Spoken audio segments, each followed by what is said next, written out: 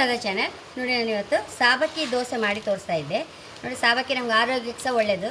ದಿನ ಉದ್ದಿನ ದೋಸೆ ಅಥವಾ ಬರೀ ಅಕ್ಕಿ ದೋಸೆ ತಿಂದರೆ ಬಾಯಾರಿಕೆ ಕಂಡಬಟ್ಟೆ, ಕೆಲವರಿಗೆ ಇಷ್ಟ ಆಗೋದೇ ಇಲ್ಲ ಬೆಳಿಗ್ಗೆ ಹೆಚ್ಚು ದೋಸೆ ತಿನ್ನೋಕ್ಕೆ.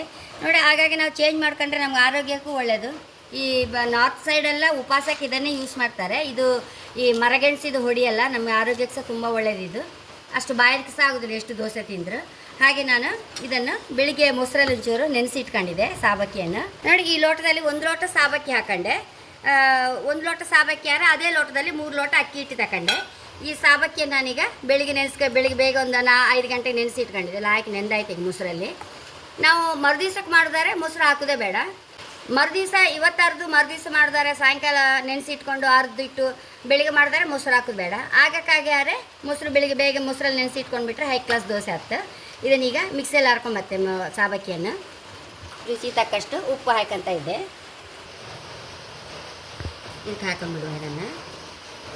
ಲಾಯಕ್ ಸಣ್ಣ ಆಯ್ತು ಮಿಕ್ಸಿಯಲ್ಲೇ.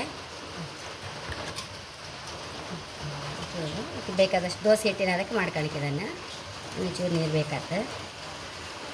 ಮಿಕ್ಸಿಯೆಲ್ಲ ತೊಳೆದು ಹಾಕೊಂಡು ಬಿಡಬೇಕು.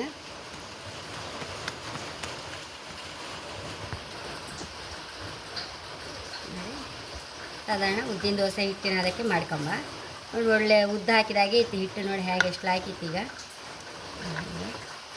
ಕಲ್ಲಿಟ್ಕೊಂಬ ಒಲೆ ಮೇಲೆ.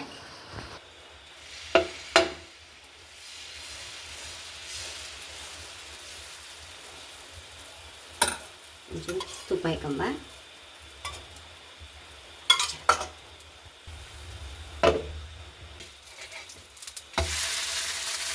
ನಂತರ ಮುಚ್ಚಿಬಿಡಲ್ಲ.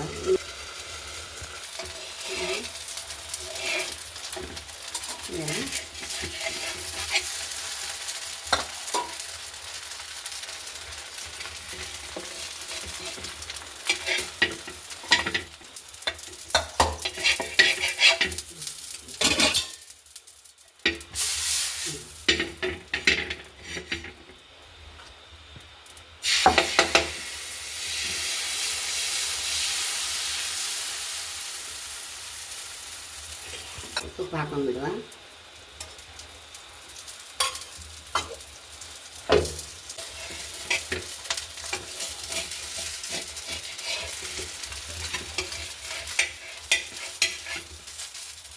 ನೋಡಿ ಎಷ್ಟು ಸಾಫ್ಟಾಗಿ ಎಷ್ಟು ನೀಟಾಗಿ ಸಹ ಬರ್ತಾ ಉಂಟು. ಹಿಟ್ಟು ಮಾತ್ರ ನೋಡಿ ಈ ಹದದಲ್ಲೇ ಇರಬೇಕು.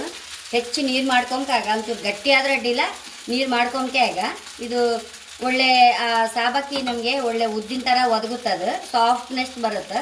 ಹಾಗಾಗಿ ಹಿಟ್ಟು ಹೆಚ್ಚು ನೀರು ಮಾಡ್ಕೊಂಬೆ. ನೋಡಿ ಈ ಕನ್ಸಿಸ್ಟೆನ್ಸಲ್ಲೇ ಇರಬೇಕು ಹಿಟ್ಟು. ಹೆಚ್ಚು ನೀರು ಮಾಡ್ಕೊಂಡೆ ಮತ್ತು ಓವರ್ ಸಾಫ್ಟ್ ಆಗುತ್ತೆ, ಕಲ್ಲಿಂದ ಎಳುವುದೇ ಇಲ್ಲ. ಹಾಗೆ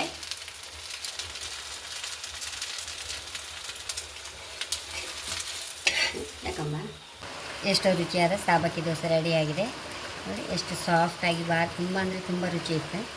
ಇದನ್ನೀಗ ಕಾಯಿ ಚಟ್ನಿ ಒಟ್ಟಿಗೆ ಸಹ ಲಾಯ್ಕಾಯ್ತು. ನೋಡಿ, ಇದೊಂದು ಹೊಸ ನಮೂನೆ ಬೆಣ್ಣೆ ಮತ್ತು ಉಪ್ಪಿನಕಾಯಿ ರಸ ಇದೆರಡು ಹೀಗೆ ಮಿಕ್ಸ್ ಮಾಡಿಕೊಂಡು ತುಂಬ ಅಂದರೆ ನಾವು ಕೆಲಸ ಚಟ್ನಿ ಮಾಡೋಕ್ಕೆ ಉದಾಸೀನ ಆದರೆ ಮಕ್ಕಳಿಗೆ ಇದೊಂದು ಈ ಐಟಮ್ ತುಂಬ ಖುಷಿ ಆಗ್ತದೆ. ಕಾಣಿ ಒಂದ್ಸಲ ಟ್ರೈ ಮಾಡಿ ಕಾಣಿ ಮನೆಯಲ್ಲೆಲ್ಲ ಮಕ್ಕಳಿಗೆ.